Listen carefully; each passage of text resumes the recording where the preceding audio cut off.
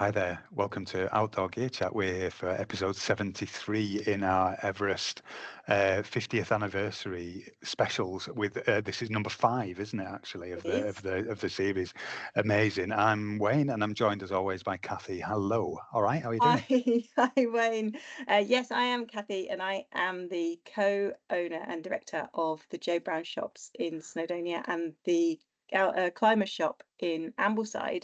And we have a direct link with Doug Scott, who was, along with Dougal Haston, the first Briton to stand on top of Everest. So we're delighted to be able to celebrate the 50th anniversary of that huge expedition in 1975, and we've been very fortunate to talk to some great people, a really great selection of people and experts over the past 4 episodes. But this episode is all about the lady's voice. I am absolutely thrilled to introduce Di Gilbert. Hello, Di.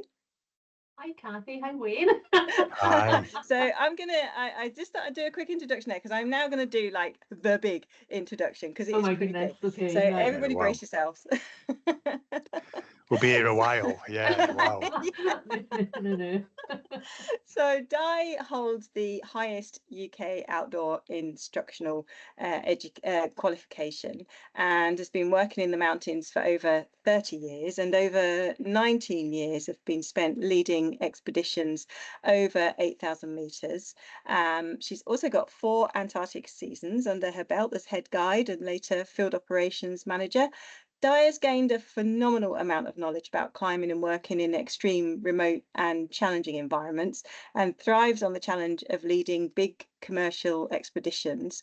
We've also represented Great Britain in the International Ski Mountaineering Federation's World Championships, and is also the director of Skimo Scotland. And you work with the Scottish Avalanche Information Service, so an all-round expert in the snowy mountains. I think I need a breath now, actually. Yeah. I don't think I'm an Do you, expert, Kathy. I know. I think you are, Do you Di. want me to take over on this on the next bit? Incredible. Yeah, well, actually, there's a little caveat on this one, because Di was the first British woman to lead an expedition to the top of Mount Everest from the northern side. I think it's Sue Harper was the first British woman to lead an expedition to the summit from the southern side. So that makes her part of a very small group of women who have successfully led more than one expedition to the summit of the world's highest mountain. You've also climbed all of the 7 summits, which you completed in 2010 as well. Busy, Di. I don't know anything else, to be honest, Kathy. And I would say that actually it took me longer to do my Monroes than it did the 7 summits. No way, really. Brilliant. Yeah, and like that sparked up. 'Cause I remember doing a lecture in Aberdeen one night, and somebody said to me, yeah, when you open up the floor to questions at the end, and it was all about Everest. They were like in 7 summits, and they said, "Well, what's next?" And I said, like, "Well, I suppose I better finish The the Monroes. Monroes." And some lady next, my mum said, "Oh, I've done them," and so that was it. So I thought, right, here we go. Uh, yeah, and so I was thinking, Kathy, I actually, now I might be wrong in this. I actually don't think there has actually been another female British who's actually led anything from the north. Because Okay, yeah, yeah, I think everything I'm aware of has been, and it's pretty much myself, Sue, and Adele Pennington, yeah, and they were from the south. So, yeah, so yeah, yeah. like they've probably got sensible lives. And with, whereas, yeah. Oh, well, actually, I mean, today or this, well, no, it's today, isn't it? Is your 20th anniversary from your first summit, because you've I done it know. twice. Wow. I know. So massive congratulations on that. Really fantastic. And I think also I'd just like to take this opportunity to pay homage to Oh, Junko Tabei as the first woman to summit Everest back in 1975.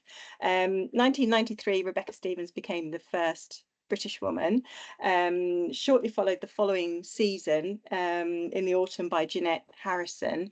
And then, of course, in 1995, there was the incredible unsupported oxygen-free ascent by Alison Hargreaves, which was phenomenal. And then lastly, and not wishing to diminish anybody's ascent, Lakpa Sherpa, who has summited Everest 10 times. And if anybody has the opportunity to see her film Mountain Queen, that is really quite a fantastic watch. Yeah, an absolutely amazing watch. But let's talk kit. Let's get back to outdoor gear chat. And ask, how many shoes do you take on an Everest trip? Are you referring to like 3-inch, 5-inch stiletto heels, or? Yeah. And then, footwear, right? Yeah, what a great place to start. And like Kathy, and we were just chatting at the start, and like I'm here like from a commercial point of view, but I think since I started the whole 8,000 meter peak like in 2004, and things have changed massively. And then when Jake and I done Everest in 2005, like we took 10 weeks, so we had quite a lot of kit for that trip. And of course this year has been fascinating with these 4 gents from London who have smashed it in 7 days. So I'm sure my answers from my experience will be very different to a group of guys on 7 days opposed to like 10 weeks. So but kit, so footwear, I think the first thing is do your research in terms of what sort of mountain you are going for. Because if a mountain's got quite a reputation for being maybe like a bit wetter or a bit sort of like below the cloud level, it's going to be a little bit different to a drier mountain. So, but in terms of feetwear, I would say if I start off at the extremes, a pair of flip-flops.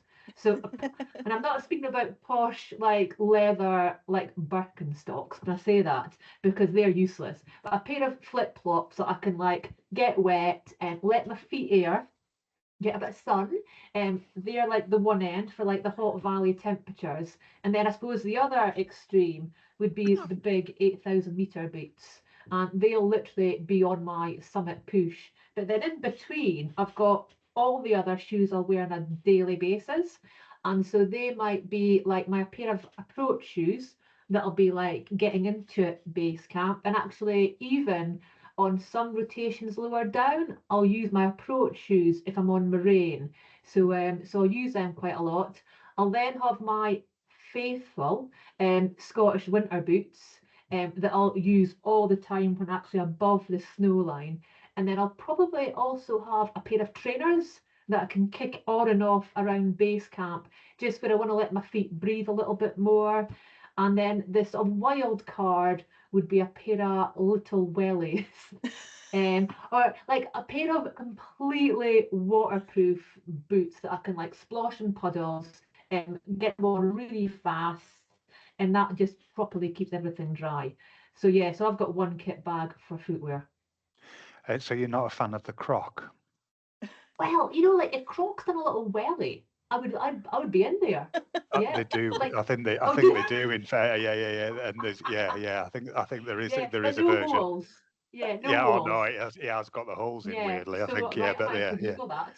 And I have seen a heeled Croc somewhere as well. But anyway, Yeah, wedges. Yeah, but like a pair of wellies, just like yeah, absolutely. I used to wear like my Antarctic like fleecy line boots, but they just get a bit too warm, so I just wear like wellies and big socks now. Yeah. I like that. That's a good insight. That's sort of insight that I don't think we've heard that sort of angle before on just on the footwear variety. Despite Actually, just on that subject, and this just came up in the shop the other day actually, and from a member of staff who was asking, because they get asked a lot. We have quite a few customers come into the shop who are off maybe on their first trip, who haven't been to altitude before, and obviously buying boots is a major investment. Oh gosh, yes. And it's not a piece of kit you want to get wrong either. You can cope with a jacket that's a bit big, a pack that doesn't quite fit right, but when it comes to footwear, it has to be spot on. So Have you found with your groups and with your personal experience, people's feet swell a lot at altitude, or how much kind of allowance do you personally allow for that, or do you advise your clients? No, that's interesting you said that, Kathy, because up until a few years ago, I was a size 39 in whatever Scarpa boot I was in, no question. But I think as I've got older, I think your feet change. And actually, I did bump up a size on the 8000ers just recently. And I think like your feet do swell up. And actually, I want to have room to wiggle my toes. But I don't want to lose the dexterity, especially when you're on like the more technical 8000ers and technical peaks. You need to still have that dexterity. But in saying that, compared to like, the equipment I had back 20 years ago to the equipment I've got now, everything's so much more fine-tuned anyway. So it's a different, like, everything's lighter, everything performs way better. So that's been really great. But I think especially feet, you want to be able to wiggle your toes because things do swell up, and you want to get a big thick pair of toasty warm socks on as well. So I would say it's a big investment, and I think like you, with these massive investments, go to a shop and try on a normal size and a size up. You know what I mean? Because you don't want to spend a whack of money to then find out actually that, once you've gone up a certain height, your feet have gone boomf and you can't wear your boots. It's just like, So no. I guess taking the socks that you're going to be wearing as well, or trying the boot on with the socks that you might wear as well, was a great tip I'd had. Yeah, you've got to have your Summit Day socks. Like, so my treat every single expedition is I have to go and buy a brand new pair of Summit Day socks. And it has to be the poshest, fluffiest, nicest pair of socks, but that is my one treat. So so I've got to have that Summit Day socks with me. Is that because they're honking when they come back? Like socks just flatten, don't they? You know what I mean? Like I just want like a nice pair of toasty warm socks. That's like that's my treat. So so with your new socks and your boots, try them on. So with that, moving seamlessly into socks, actually, that brings us on to the sort of the next question, really. What are your top tips for keeping your feet warm up high? Like good footwear. So of all the things to scrimp on, you have to invest in a pair of warm boots. And like long gone are the days of plastic boots with over outers, etc.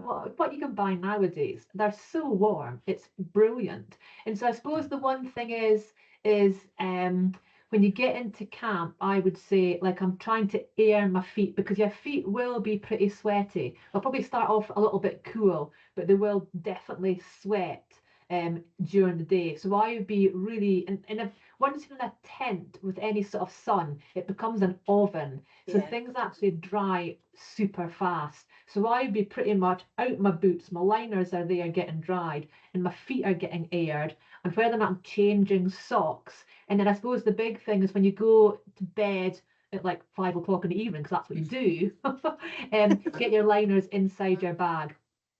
So everything important you're either wearing or is in your bag. So actually in the morning there you don't have to warm them up.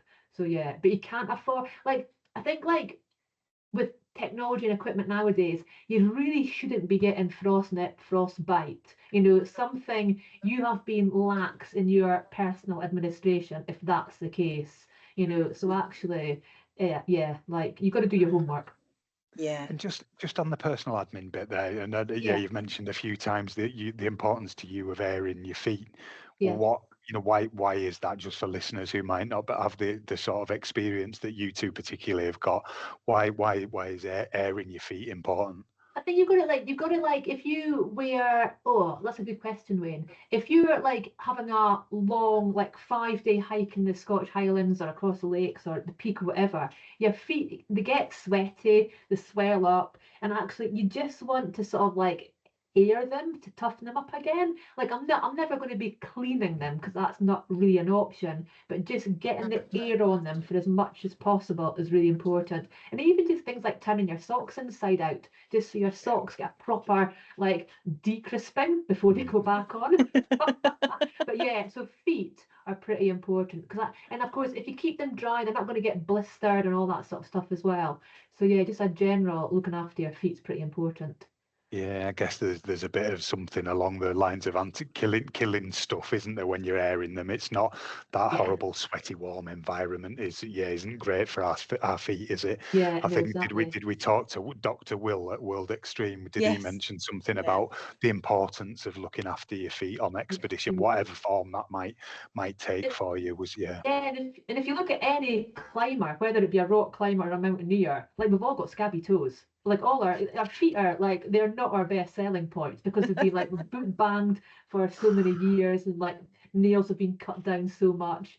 But but it just the harsh reality is this is what the business entails. Yeah, indeed. I mean, your feet are amazing when you think what they do and what they can put up with, and the amount of support you get from something like a Phantom 8000, Phantom 6000 boot to allow you to operate in an extraordinarily steep terrain in those kind of temperatures is pretty incredible, really. So I kind of I'm okay with not having beach ready feet. Yeah. But mine aren't affected by being at high altitude. That's like running and running too far. So boots, Yeah, and then of course your boots. It's not just you and your boots on the rock. You've often got a pair of crampons on the bottom. Which completely messes with your height, your balance, and everything else. And maybe you're on super slippery, ridiculously hard ice. Maybe you're on like chossy rock. So you're going over a lot of different environments. On your, if we talk about Everest in particular, because I'm sure all of the mountains you've done demand different, and actually sometimes even the route on the same mountain demands a different type of equipment. But what's your kind of boot crampon combination of choice, and what how do you kind of change or what factors influence your choice? I want stuff that works. Yeah. So I think that's the big. It has to work. And the great thing about like the big hills is actually it's not. I would like to say it's not people's first gig in the big mountains. To get to the stage of doing super high peaks, you've got to have had some sort of mountain apprenticeship. And actually, I would say you've got to buy smart right at the beginning. And actually, the best training ground we have got in the UK is Scottish winter. And actually, if I think about what my Everest kit is, with the exception of my 8,000 meter boots, my massive sleeping bag, and my down suit, everything else I use in Scotland. Yeah. So if you spent the apprenticeship on home turf, you know what works. And like you don't need a pair of fancy technical mono points because actually, like when you're like wading through like soft navy, they're useless. So for all these big hills, you want a solid general mountaineering pair of crampons that you're really happy with. And it's and you've got to be a little bit careful with them because like with my general mountaineering crampons, like I have like grades. And so like at the early season Scottish winter, when there's very little snow and it's much more mixed and rocky, everything gets blunt. Yeah. So of course I've got my blunt crampons, but then actually when I'm like wanting like a bit more precision or it's a bit more nevy or a bit icier, I want sharp crampons. So I remember once making the mistake of taking a really blunt pair of crampons. I think it might have been to Manaslu actually, and like getting up to top camp, it was like brick hard, like really old blue ice, and it was just absolutely harrowing. And so from then on, I'm like, no, I actually need really good crampons that actually I might trash on the rock section, but they're going to keep me good on the firm icy section. So yeah, so you need stuff that you're happy with in all sort of terrain. Yeah. And of course you can't go super light So if you've got a pair of super lightweight crampons, they're going to be disintegrated after a few rotations. So yeah, so a good pair of solid mountaineering crampons. Of all the things to scrimp on, lightness and durability, it ain't going to be my crampons. No, they need to be the workhorses. Yeah, definitely. Yeah, definitely.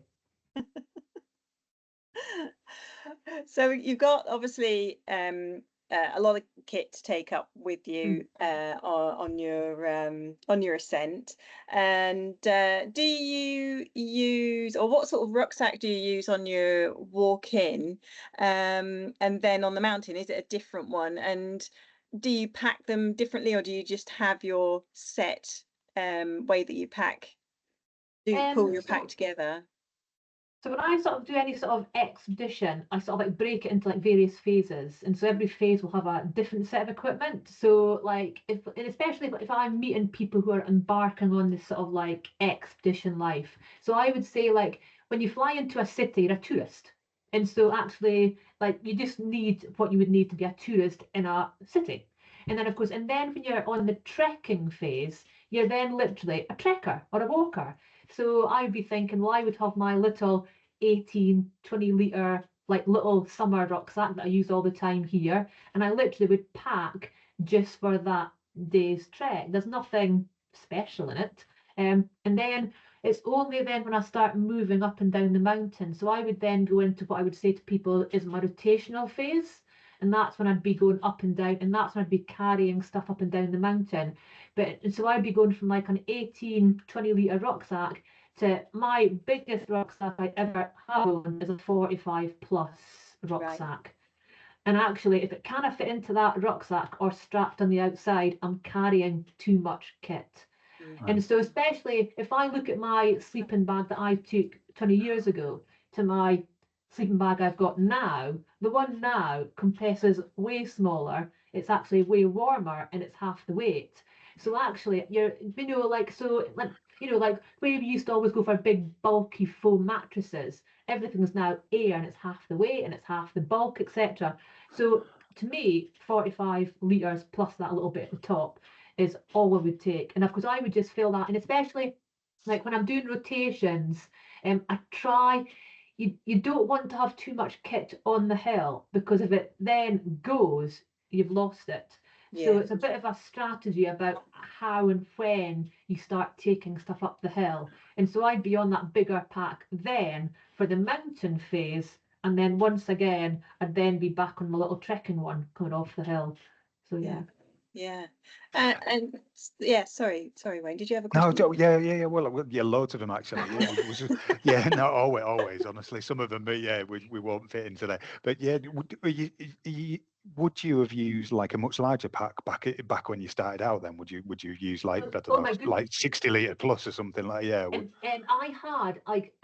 I had when I'd done Everest the first time, I had the biggest Mac pack that was the heaviest thing in the, because actually Mac pack were designed to last for life, weren't they? It was this like ridiculous thing that probably weighed 8 kilos empty. And I sort of like, and I was trawling through my photos today doing my Instagram post, and I'm like, God, that rucksack, and I think, like I had it for years because it would never destruct. But actually, it's like, well, so I don't want to carry that now because I don't need to carry that now. So yeah, but I don't think it might have been a 50 litre rucksack, but not massively different. Because all people do is people just fill it. Yeah. Just fill it with stuff they don't need. Whereas actually, and I always say to people, everything has to fight for a place in my rucksack. And actually I can live without that for a few days, and especially when you've got people starting off this expedition life, I will sit down and I'll say, I'm taking that on this rotation, and then the next time I'm taking that, and next time I'm taking that. But certainly on the 8,000ers, I'm just saying I'm doing a rotation, and then people will say, oh, what are you taking up? So depends what people have done. That's the next question for me. Is it like you were saying, you've got your 18-20 litre pack when you're doing your touristy trek bit, and then you come the mountain, you've got your bigger one. Will that make its way all up the camps, for want of a better phrase, with you, or do you just drop that somewhere at a base camp or somewhere that? no, the big rucksack will stay with me. So yeah, so it'll stay with me up and down the mountain. Yeah. Yeah, So cool. once, so I'll use my little rucksack as much as I can. So if I'm taking, like, for example, one of the first things I'll take up the hill is food. Because Yeah. actually, Oh, good. food, yeah. Because Yeah, actually, that was my next question. Yeah, absolutely. Snacks, and snacks. Yeah. I can't, like, I have tried so hard to eat D-high food, and I can't eat it. So actually, my food tends to be pretty bulky, and it's heavy. And so actually, no, so it's not bulky, it's just really heavy. And so actually, if I can get away with doing my first rotation with a little rucksack, I will. And it's only when actually I go, oh, I actually need a bigger rucksack, I'll then go to my bigger one. But no, everything is very, it's calculated. Yeah, I'm not taking a half empty filled rucksack. It will be full. Yeah. And so by heavy, do you mean, are you taking up like a full square sausage? Is that what you mean? Oh, I'll take me, you know, me beef jerkies and me blocks of cheese, me tins of tuna. Like I need stuff that I can eat. Oh, brilliant! And I can't eat D-high food. And so yeah, so I always laugh at the guys in the office that do all the logistics. And they're just like, no, I'll be eating like I'll go and see my chef and say, can I get some chapatis or can I get some egg or because I just Brilliant. you know I can't eat any freeze dry. I just can't. Well, I think it's all right every now and then, I think, isn't it? But multi-day stuff, I think it does wear a bit thin, doesn't it? Just give me 4 bags of jelly babies any day of the week. And harsh reality is you don't eat, you know, so you can't eat. And so actually I'd rather have like 500 calories of like gunk that I know stuff actually you like. So just give me like a smoked sausage and a whack of baby bells. Oh, well, I was just going to say exactly the same. I'm a big fan of Baby Bell and pepperami. So those are my staples. But and that's how do you access that all that grub? Have you got? I know Kathy's a big snack fan. Have you got like pockets on the front of your packs? You know, I'm going to say, Wayne, my claim to fame is I'm the world's worst eater, which is like, bearing in mind I'm not really a stealth, like, slim person, but I'll go for like 24 hours without eating and then go, oh, I need to eat. So on mountains, I don't need to graze. I'll stock up in the morning and then I'll then go without, and then I'll stock up when I need to stock up. So yeah, so I might have like a little bag of like sucky sweets are really important because obviously with the dry air, so I've always got like bags of sucky sweets, and that's not just for me, but then you can give them to Sherpas and you can give them to like your team members, etc. But in terms of like, if I have to have lunch, I'll just stop and have lunch. Yeah, and I guess that's a top motivational thing, isn't it? Like giving sweeties around the group is always great. Sorry, I've really hijacked the conversation here. Sorry, Kathy, with all my questions. No, it's all fascinating. And do you carry more than your clients if you're leading an expedition, or do you have a much bigger rucksack? No, not really, because once again, by the time that people have got to a stage here, like, what's the point of me taking a spare pair of gloves? Because actually, it probably won't fit them. You know? So, as long as people have, like, I will definitely make sure, because gloves blow away. And so you need to have more than one pair of glove on the hill. So for things like that I would say are utterly crucial, I'll do a physical, how many pairs of gloves have you got, etc.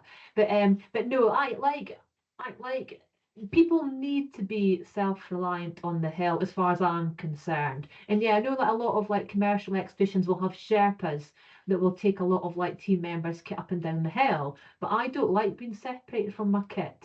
And so the only thing that I would probably be carrying that they're not is I've probably got a better first aid kit. That's probably there. And I've probably got a group shelter.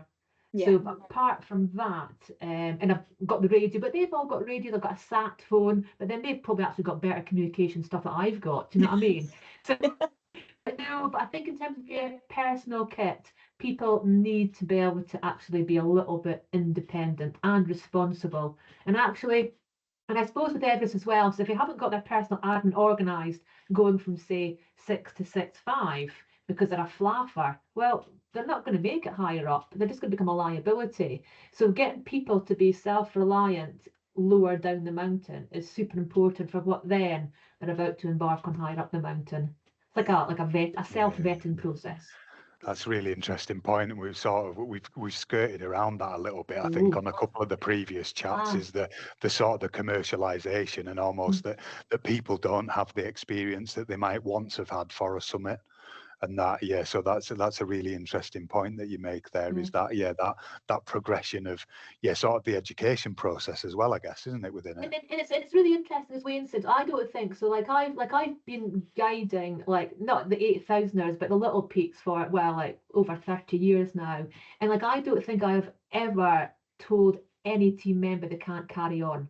Like, I've never, because actually I don't think it's my place to say that, because I don't know what's going on in their head. But what I would like to do is I give people the opportunity to actually, they will know, I've bitten off more than I can chew here, and it's then up to them to say, actually, I'm now turning back. But I don't think I've actually ever said to somebody, you need to go down now. It's always been, people have said to me, I'm turning around, and I've just gone, yeah, we'll chat later.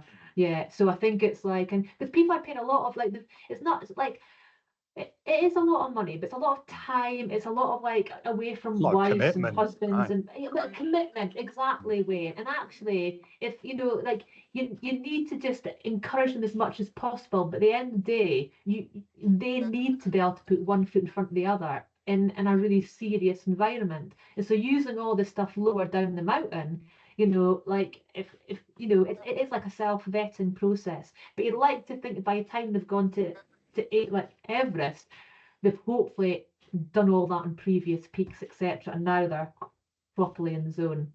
Yeah, and that kind of all ties in with the fact it's not just a physical climb. There's a huge amount up here, isn't there?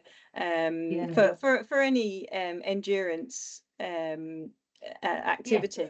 It's interesting you say that, Kathy, because when I went to Everest, because it's going to be your first time.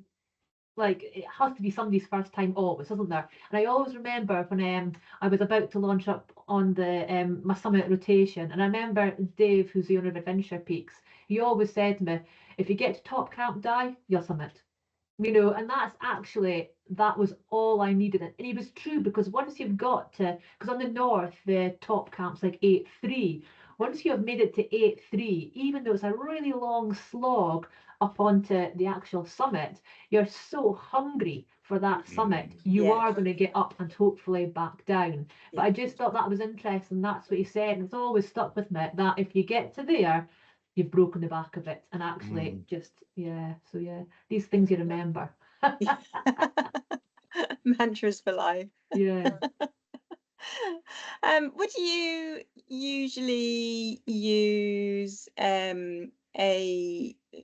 I know we've talked about Everest as not a technical mountain.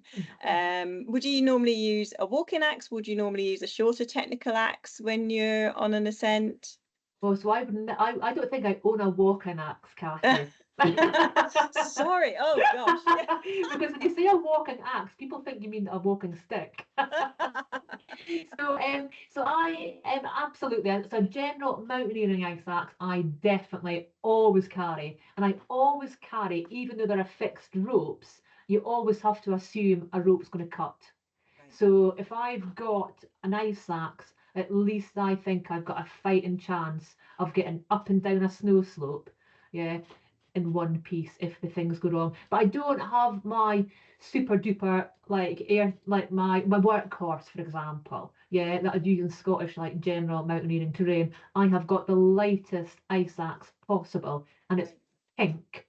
And literally and it will pretty much stay on my rucksack, because literally when you're going up the rope, I'll have my Jumar on the fixed line, and I've probably actually got a trekking pole, but I've got the ice axe on my rucksack, so that pretty much will come with me like whenever I move on that sort of terrain. And it is literally from if the rope goes, or if I need to get past people, I can do it in a safe manner.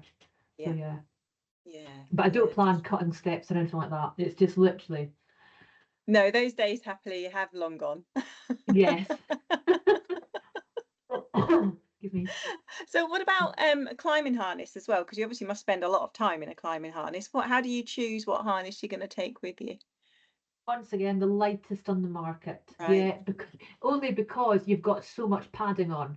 So especially on summit days, like I'm wearing a down suit, so it's not like I'm not going to be taking off big massive falls, and I'm not going to be like I'm not going to be weighting that harness as I would if I'm in a traditional Scottish winter climbing or rock climbing scene. So basically, the lightest, and the lightest harness in the market, with a few gear loops. That's all I want. Yeah. So no, and then it'll be a little bit comfortable because, like, when you're doing your rotations, you will actually have like quite a lot of It'll be quite extreme weather, but I would say it's mainly like Scottish winter weather, so it's not horrendous, but I'm not wearing lots of clothes. But I generally will have on like padding as in clothing.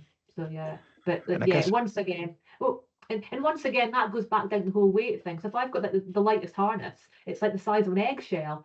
Whereas if I look at my harness that's hanging up in the garage, it's like a proper big unit. But on these big hills, I'm just like, yeah, small is beautiful. and yeah, you keep mentioning Scottish winter, and again back to a couple of the recent chats that we've had. It's not as wet. Is that the right term? It's more snow / wind rather than rain, for example. Would that be Yeah. right that you're experiencing? Yeah, I think that would probably be true up until a certain point, but I think we can't ignore the fact the world's changing. Yeah. And Okay. actually, yeah, so I think, like, for example, when I'm K2 base camp, I would say it was raining. And Right. so, and that would have been like, that's like what, 9 years ago, and it was raining at 5,500 meters. So I think previously, you would be correct in saying that, but I think things are definitely changing. Yeah. So, and it's Okay. stuff like as well, and like I would like my most treasured item of equipment is an umbrella. Yes. Yeah. Yeah. Because actually I don't want to be wearing like I don't actually think I take full on heavyweight Gore-Tex because it's too warm. You know, for actually, so it's a real mishmash of temperatures and climate, etc. So but it is like I would say I have infinitely been much colder and near hypothermic in Scotland in winter than any part of the world I've been to. Yeah, so because Scotland's like that horrible like 0, -1, -2, +1, Just +2. wind Whereas and stuff. Yeah. yeah, whereas like when you go higher, you're generally it's cold and dry. However, things are changing. So, Yeah. Yeah. Well, and that's a disturbing theme through some of these chats as well, isn't it? Is the climate change piece? Is that every now and then there's sort of a comment that comes in yeah. about that, and yeah, again, the one just earlier on was that whole roads extending and glaciers retreating as as we're going into places. So but lightening the mood a little bit. You don't have one of those hats with an umbrella on. It's not that sort of thing. No, Okay. but the mission is always to find the most ridiculous umbrella in the city. Brilliant. So whether it be her from Frozen or like Peppa Pig, like it's always Love like it. so. I think so on the K2, I think Jake and I we had the most ridiculous. Like I think Jake had like whatever it was from Frozen, and I had like Peppa Pig or something. But yeah, and of course you always then give it to the kids at the end of the trip. But yeah, like. I The mean, most as long as ridiculous it's big enough umbrella. to be able to crouch behind, that's Well, rule one for exactly. me. Yeah. And of course, people don't say like, why are you buying an umbrella? And it is for the rain, but it's also from the sun. Because Yeah. actually, in the low valleys, when you're getting flambéed, like sunshade, yeah. And then up higher, if it does rain, because it's too warm for Gore-Tex. So yeah. No, it's the ultimate breathable waterproof, and it can just fit Yeah. down the side strap on your rucksack, so your Yeah. hands free in the sunshine. It's great. Absolutely. Yeah. So do you have any like key clothing items that work especially well for you as a woman and that you would recommend to your female clients? Use what you are familiar with. That's the crunch. And I think Buzzwords. and I think I'm going to harp on about Scottish winter once again.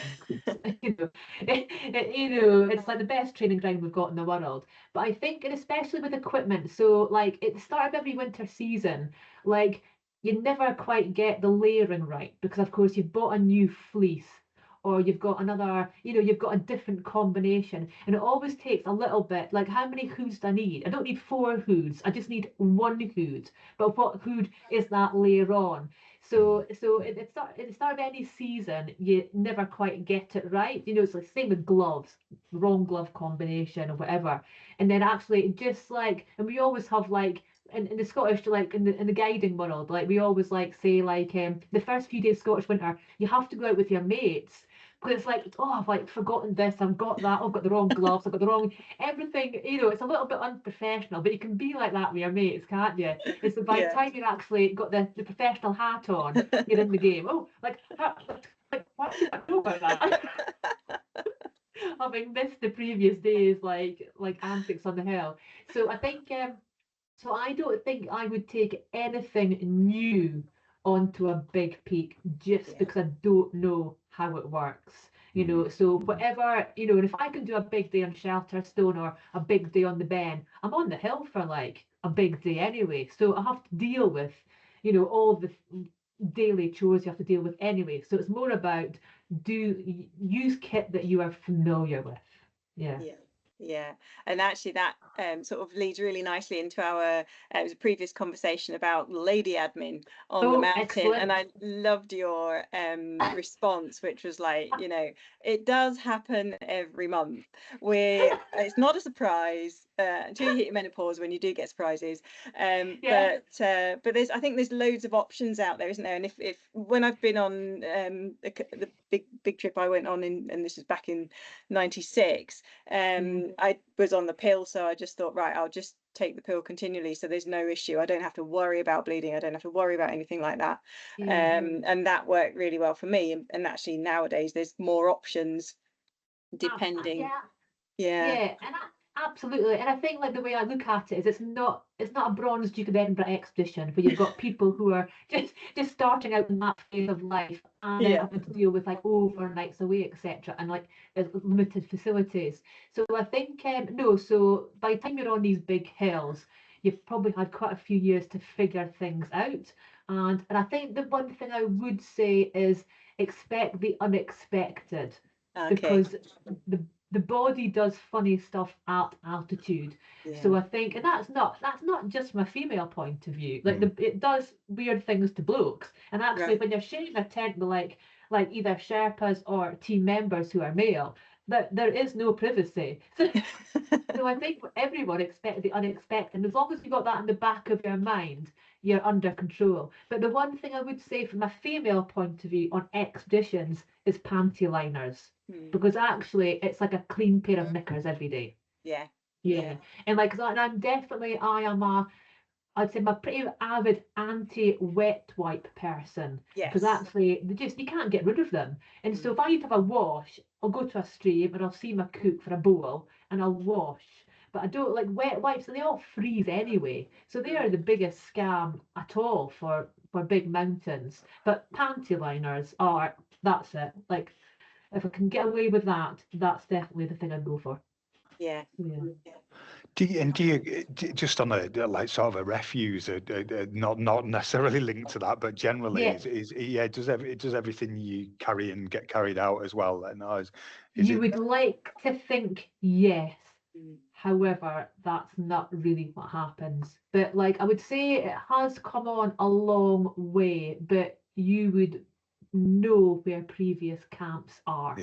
And especially like if I'm speaking about K2, because that's it's a lot more technical than say Everest, and actually you don't need to find where the camps are because they're all still there from the previous years, etc. And it's just because actually you can't get things down, and actually when you are physically trying to survive, if you leave a gas canister or an empty wrapper, you're not going back for it. And people, and I think that's why it's really hard. It's very hard to sit here and say, oh yes, everything we take on the hill we take off.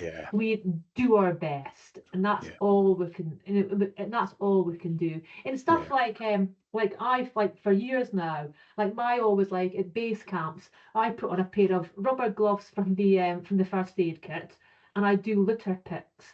And I'll always do litter pick around my little base camp, and I'll then extend the boundary. And it's amazing when people see you picking up scabby bits of toilet roll or fag butts or not nice things.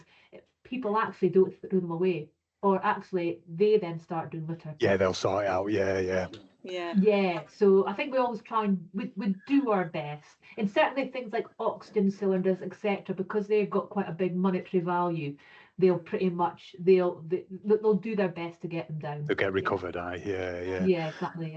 Yeah, and that, like you say, we're at the limits of human existence, survival, and so on, aren't we? So if anything goes a little bit pear-shaped, you're getting yourself out, and you're not gonna worry about anything else, I suppose. Yeah, exactly. And if you put something down as well, like especially when the wind picks up, it's off anyway. So and then because you're carrying so little up with you, and everything's got a purpose, you want to try and get everything off with you. You know what I mean? Yeah.